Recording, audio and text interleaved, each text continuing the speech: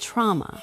This word, it holds so much power, but can we really erase emotional scars from our children just like that?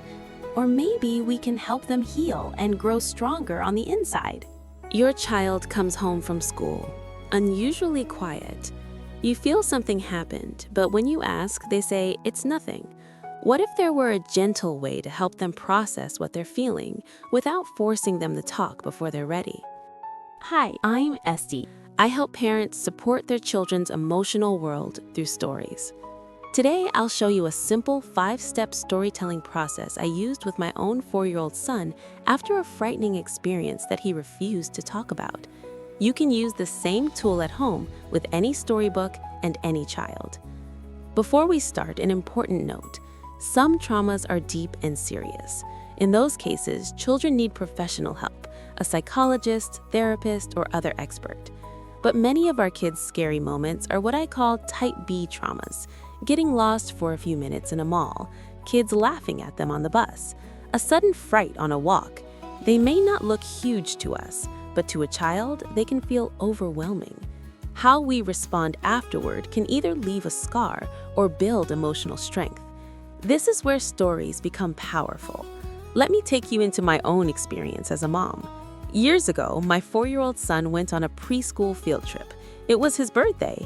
At home, we were so excited. Balloons, decorations, his sisters waiting on the couch for his big entrance. The time his bus usually arrived passed. He still wasn't home. At first, we thought, it's a trip, they're probably just late. But as the minutes turned into hours, my stomach tightened. Then the phone rang. A friend of my husband had found my son wandering alone in a distant park, crying. That day, because of the field trip, there was a different bus driver. He dropped the kids off at unfamiliar stops. My little boy got off, tried to follow the other children, and suddenly found himself alone. No idea where he was, no idea how to get home. When he finally walked through the door, we showered him with hugs and love. Inside, all I wanted to say was, "Cry, my child, let it out. I'm here, you're safe." I gently tried to reflect what he might have felt. Were you lost? You didn't know where to go? You were all alone and worried. We were at home thinking about you and waiting for you. He wiped away a few tears, but he stayed mostly silent. He's naturally shy, so being quiet fit his personality, but as a mom, it was painful. I knew he'd been through something very scary, and I wanted so much to help him release it. The first key, do not rush. Here's what I decided. I did not push. I did not insist he talk. I took a step back. I focused on simply being there with love and patience. We celebrated his birthday, gave him attention and warmth, and I waited for a better moment. This is the first key. Sometimes healing starts with our willingness to wait. About 2 months later, that moment finally came. It was one of those rare, peaceful evenings. The baby was asleep, the older kids were calm. No rush, no noise, no pressure. I looked at my son and thought, now, this is the time. I didn't sit him down for a serious talk. Instead, I chose a story. I picked up a picture book called Sometimes Ori Worries. It's about a little boy, Ori, waiting at the preschool gate at the end of the day. One by one, all the other children are picked up. Emily's dad, Jamie's big sister, Andy's mom. Soon, Ori is the only one left. The teacher is gone, only the assistant is still inside cleaning. Ori stands at the gate, looking down the street and thinking, why isn't my mom coming? Did something happen to her? What if she never comes? The book takes us straight into a 4-year-old's mind, his worries, his fears, his imagination running wild. Then finally, Ori's mom comes running around the corner, breathless and full of love. She hugs him tightly, explains there were delays and that she was worried about him the whole time. Ori feels safe again. As I read this story to my children, I noticed tears slowly rolling down my son's cheeks. My own eyes filled with tears too. It was as if his heart recognized itself inside that book. I could barely finish reading. When the story ended, I left the kids with the book for a moment and stepped into my room to release my own emotions. Then I came back, ready for the next step.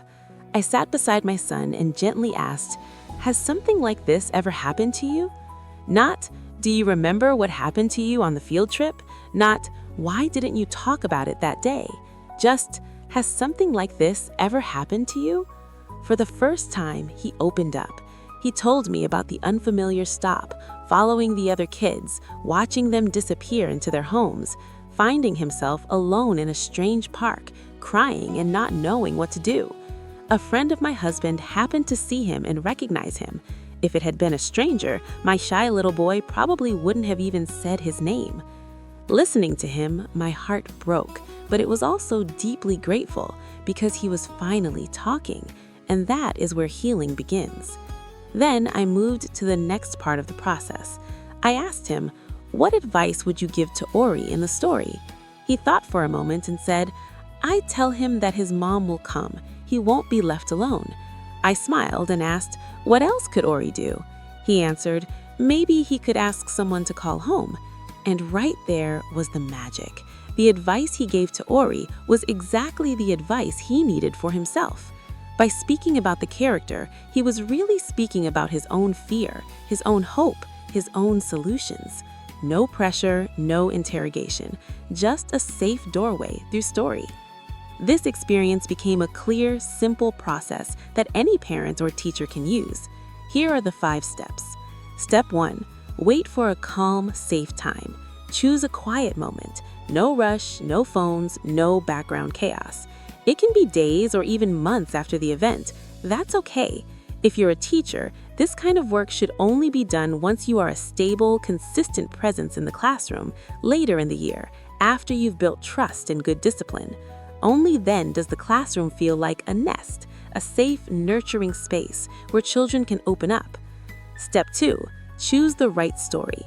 Pick a story that mirrors even loosely what your child went through: feeling lost, being laughed at, feeling left out, being scared. You don't need to explain why you chose it. Just read it. Don't stop every minute to teach a lesson. Let the story breathe. Let it touch their heart in its own way. Step 3. Check understanding gently. After the story, ask a few simple questions. Who was the story about? What happened to them? How did it end? You're not giving a quiz. You're simply making sure they follow the story, so you know you're standing on shared ground. Step 4. Open a safe door for sharing. Now comes the delicate part. Ask, "Do you know someone who went through something like this?" Or, "Has anything like this ever happened to you?" Many children protect themselves with natural defense mechanisms. Talking about someone else feels safer at first than talking directly about their own pain. That's okay. Respect that. Let them choose the distance that feels right. Step 5. Let them discover their own answers. Finally, ask, "What advice would you give to the hero of the story?" Listen carefully. The answers they offer to the character are often exactly the solutions they need for themselves. Because the words come from inside them, they fit perfectly, like a custom-made remedy for their own heart. When we use stories in this way, we're not just entertaining our children, we're helping them name their feelings, process their fears, and discover their own inner strength. We're not replacing professional therapy when it's needed, but for everyday type B traumas, this gentle process can transform scary memories into opportunities for growth and resilience. Your presence, your patience, and one simple story can become a healing space where your child feels seen, safe, and strong again. If you'd like more tools like this to support your child's inner world, you're welcome to stay with me on this peaceful parenting path. Thank you for watching, and see you in the next video.